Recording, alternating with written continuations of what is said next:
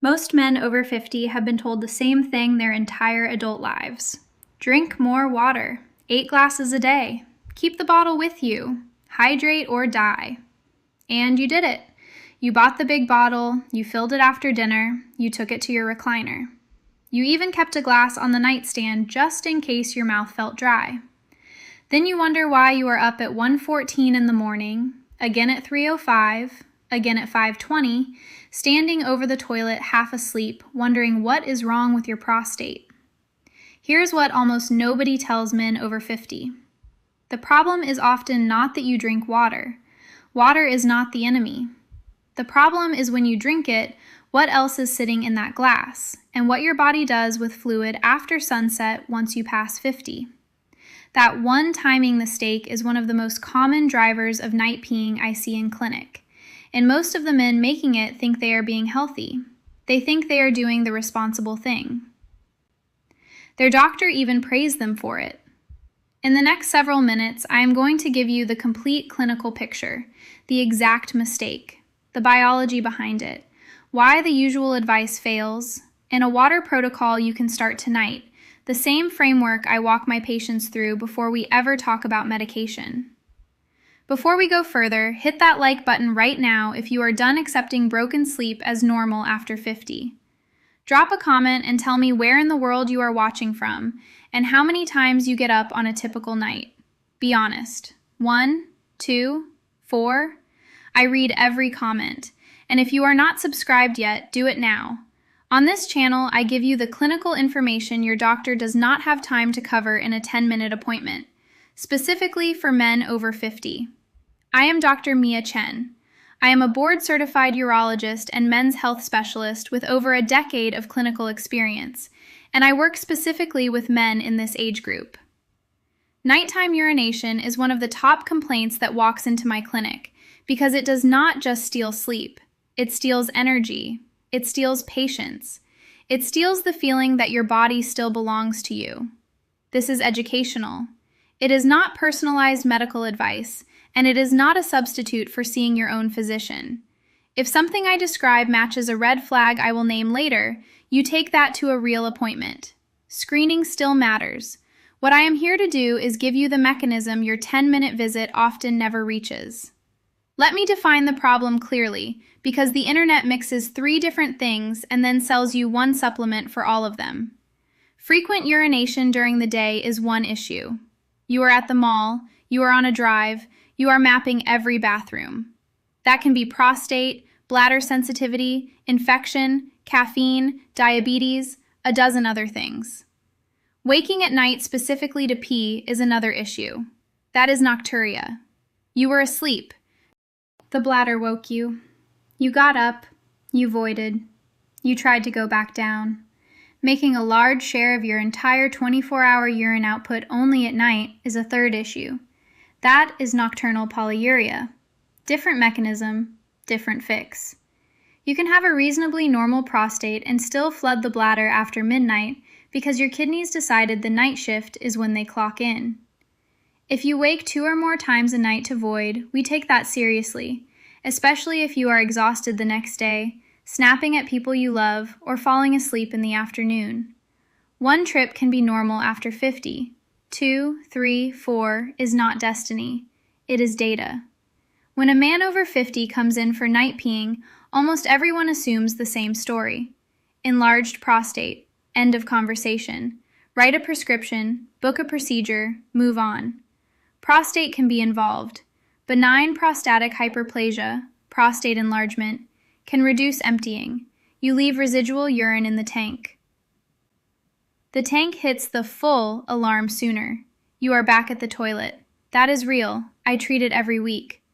But if we only blame the prostate, we miss the water mistake sitting in plain sight.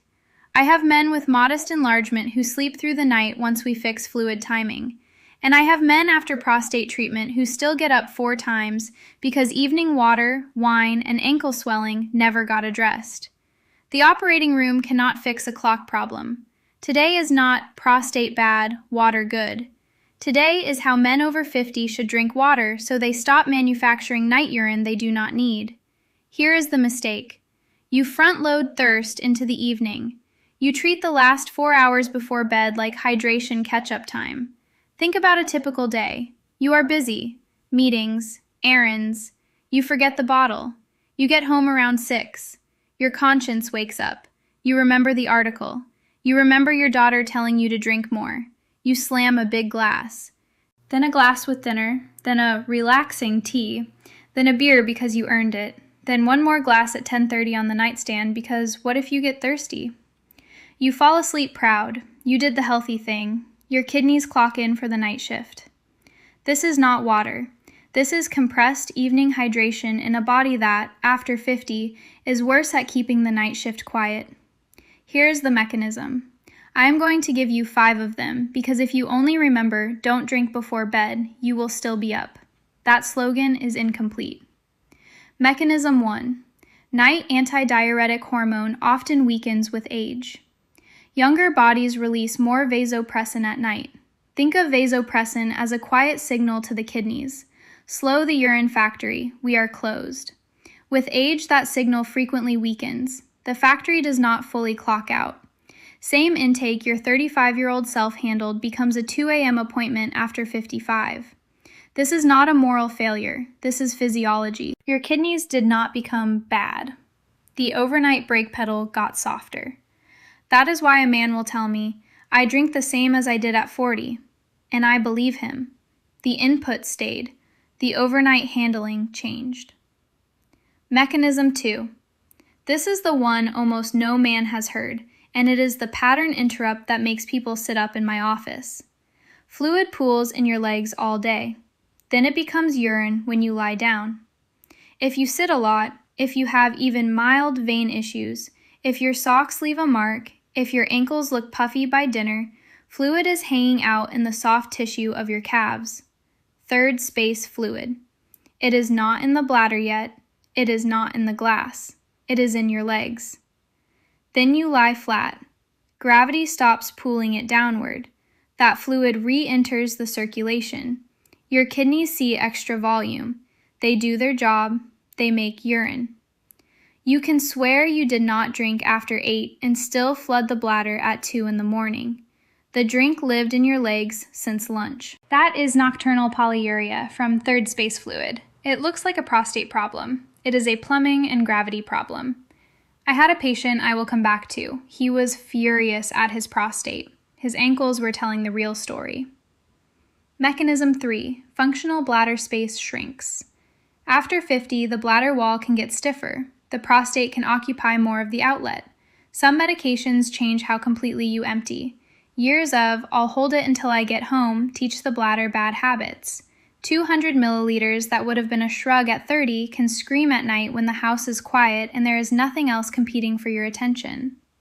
So even a normal overnight urine volume feels like an emergency because the tank is smaller and the alarm is louder. Mechanism 4. What is in the glass? You say, "I only drink water." Then we walk through the afternoon. Coffee at 4, iced tea at 5, a cola with the game, an IPA at 7, a glass of wine because your wife opened a bottle. Caffeine is a diuretic for many men and a bladder irritant for more. Alcohol is worse. Alcohol increases urine and it wrecks sleep architecture, so when you do wake, you stay awake. Carbonation can irritate a sensitive bladder. Sleep tea still counts as fluid. Herbal does not mean invisible to your kidneys. If your evening glass is not just water, you are stacking volume, plus a diuretic, plus an irritant, and then blaming the prostate for the night shift. Mechanism 5. The paradox. This distinction matters clinically. If you panic and slash water afternoon, you can make this worse. Concentrated urine irritates the bladder lining. Irritation creates urgency. Urgency does not respect the clock. You can dehydrate yourself into more night trips, not fewer. The goal is not dehydration. The goal is day-weighted hydration plus evening discipline. Think of it like this. Your body is a factory. The factory needs water on the day shift. It does not need a fire hose at 10 p.m. and a drought at noon. Most videos stop at "don't drink before bed." Incomplete. If you only stop at 9 p.m. but still slam 30 ounces at 7:30, drink alcohol at 8, sit on swollen ankles, take a water pill at night, and never fully empty before lights out, you will still be up. You need a system, not a slogan. If this is connecting dots you have been missing for years, hit like. That 1-second signal tells the platform that men over 50 want straight clinical talk, not a miracle powder. And if you are not subscribed, do it now. I publish evidence-based men's health every week without the filter of a 10-minute appointment. Now the protocol. Simple, specific. You can start tonight. I want you to treat the next 7 nights as a test, not a personality change. Step 1. Baseline diary for 3 days.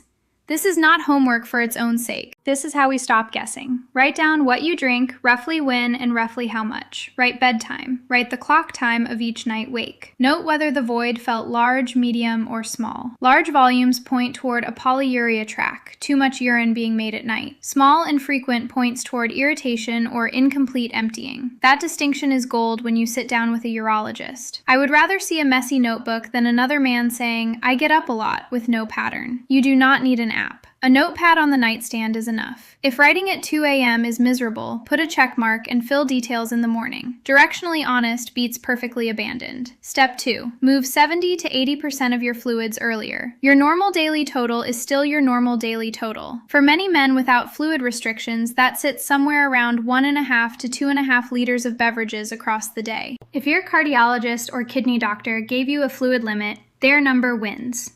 This video does not override heart failure orders or dialysis orders. I'm going to be more direct about that than most lifestyle videos will ever be. Waking through mid-afternoon is where the majority belongs. After about 4 to 6 p.m., you taper hard. The last 2 to 4 hours before bed are sips for pills only, not chugging. If you take evening medication that needs a little water, take a little water. You are not swallowing a bottle. This is standard urology fluid timing logic. It is not a fad. We have been telling men this in clinic for years. The internet just never packaged it as the main event. Step 3. An evening cutoff ritual, because willpower at 9 post-meridium is weak and habits are stronger. After dinner, the big bottle goes in the dishwasher or back in the fridge, out of arm's reach. After about 7:30, only tiny sips if your mouth is dry. Sleep tea counts. The nightstand glass, remove it for 7 nights. If you need something for dry mouth, a small sip, then the glass leaves the room. You are not negotiating with a 32-ounce bottle at 10:45. Dry mouth at night is a real complaint. Sometimes it is mouth breathing, sometimes it is a medication, sometimes it is the bedroom air. Fix those. Do not fix dry mouth by storing a pitcher next to your pillow. Step 4. Strip hidden diuretics for the test week. No caffeine after lunch, 0 evening alcohol for 7 nights. Pause late carbonation. I know, I can hear the objection. I am not asking you to become a monk for life. I am asking you to remove the confounders so we can see what water timing alone does. If you change 5 things and sleep better, you will not know which lever worked. Reintroduce one variable later if you want. Coffee at 4 p.m. first or the evening beer first, not both the same night. Alcohol deserves a direct sentence. A proud man will tell me the nightcap helps him fall asleep. It may help him lose consciousness. It does not help him stay asleep. And it tells the kidneys to make more urine. If you do nothing else from this video except cut evening alcohol for 1 week and move your water earlier, some of you will get a result that feels like a different bladder. Step 5. Double void before bed. Pee when you start getting ready. Brush your teeth. Wash your face. Walk to the bedroom. Then pee again at lights out even if you think there is not much there. Residual urine plus overnight output is how you buy an earlier first wake-up. The second void is often the one that matters. Men skip it because it feels pointless. It is not pointless. You are emptying the tank you are about to lie down on for 7 hours. If your stream is weak or you feel you never finish, that is useful information. That is the emptying track. You still do the double void. You also mention it to your doctor because incomplete emptying is not something we ignore. Step 6. Handle the leg fluid dump. If you have sock marks or puffy ankles, this step is not optional. Elevate your legs 30 to 45 minutes in the late afternoon. Walk breaks during the day so fluid does not park in the calves. Ask your clinician about compression if swelling is a regular guest. And if you take a diuretic, a water pill, never change the timing yourself. Ask whether morning or early afternoon is more appropriate than evening. An evening diuretic is a scheduled night peeing appointment for some men. This is not a moral judgment about sitting. A lot of you earned a chair. The biology does not care. Fluid in the legs becomes urine in the bladder when you go horizontal. Give the fluid a chance to move before you lie down. Step 7. Do not dehydrate. If your urine is apple juice dark all day, that is not discipline. That is irritation waiting to happen. Headache, dizziness, constipation, and concentrated urine are not a prostate protocol. They are a man who swung the pendulum too far. Drink through the morning and early afternoon like a person who plans to be alive at dinner. Then taper. That is the whole art. Heart and kidney fluid restrictions still override everything I just said. If you have those conditions, you take this framework to the physician who manages them and you adjust together. Step 8. Optional, secondary lever. Very salty late dinners and big late sugar loads can worsen overnight urine for some men. A heavy late meal plus a pile of sodium plus a nightcap is a stacked deck. If you already fix timing and diuretics and legs and you still swell or you still flood, look at the evening plate. Secondary, not the first lever. Let me put a face on this because numbers without a person do not change behavior. I had a 67-year-old patient I will call Frank, up 4 to 5 times a night. His wife had moved to the guest room, not because of snoring, because of the hallway light and the flush. He was a proud man who hated asking for help. He told me, "I thought this was just what getting old meant." His PSA was fine, his prostate was enlarged, but not dramatic. He was carrying a 32-ounce bottle like a badge and refilling it after dinner to hit his goal. The diary told the story in 2 days. Roughly half of his fluids were after 5 p.m., a beer most nights. Doe ankles by 8, sock marks you could read like a stamp. We did not start with a procedure, we moved the water. A 3-hour pre-bed cutoff. No evening alcohol for 2 weeks. Legs up at 5:30 with the news. Double void. Caffeine ended at noon. 3 weeks later, he was mostly 1 wake-up, some nights 0. He said, "I thought I needed surgery. I needed a clock." That is not a promise that you will get Frank's result. Bodies differ. Prostate obstruction is real. Sleep apnea is real. Diabetes is real. Medications are real. But I will not let a man skip the clock and jump to the operating room because a bottle on the nightstand felt like health. I am going to be more direct about the science than most lifestyle videos will ever be. Consistency is what changes your biology, not a single dramatic effort. A quiet daily commitment for 7 nights, then we look at the data. Here is where water is not enough. Listen to this part even if you are sure you are just a night peer. See a physician, and often a urologist, if you have blood in the urine. If you have pain or fever. If you cannot void or you have new incontinence. If you have loud snoring, gasping, and morning headaches, that cluster can be sleep apnea, and apnea is a classic driver of nocturia that no water protocol will fully fix.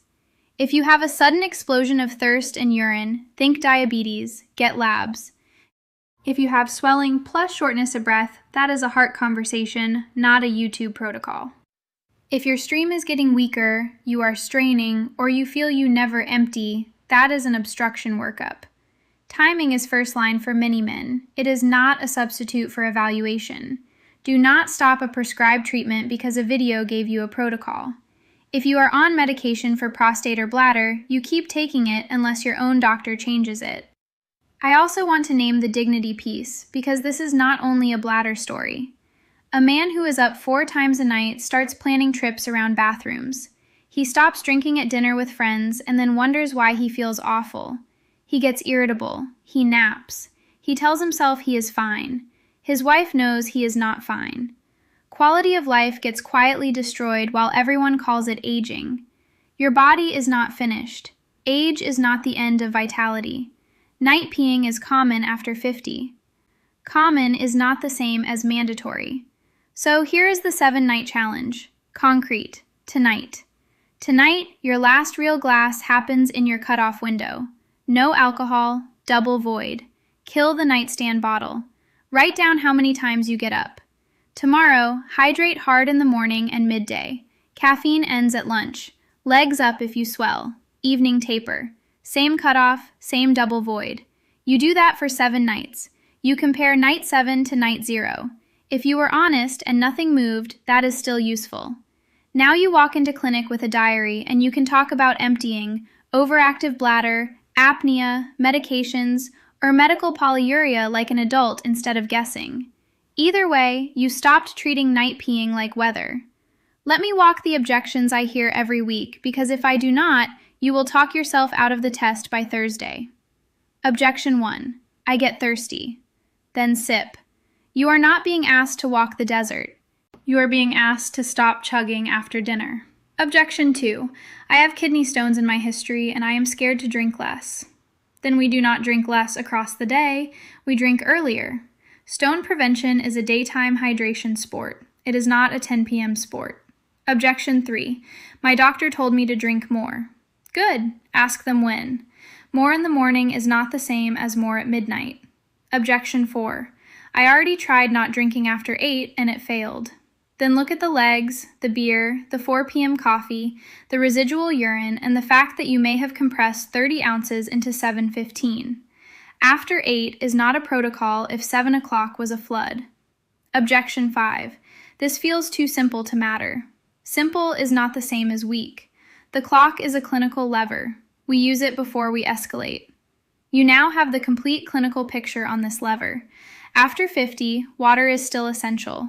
I will never tell men to fear water, but constant drinking into the night ignores aging kidneys, leg fluid shifts, prostate mechanics, and bladder sensitivity after sunset. The mistake is evening catch-up hydration dressed up as discipline. The fix is day-weighted drinking, a real 2 to 4 hour cutoff, stripping evening diuretics, double voiding, and handling leg swelling so your calves stop donating urine at 2 in the morning. The only question is whether you act on it tonight or wait until the symptoms force you to.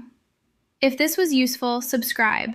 I publish evidence-based men's health content every week without the filter of a 10-minute appointment. Like this if you are running the 7-night test. Drop a comment below and tell me how many times you get up right now and which step you are doing tonight, cutoff, double void, or leg elevation. I read every comment. Take care of yourselves. Protect your sleep. See you in the next video.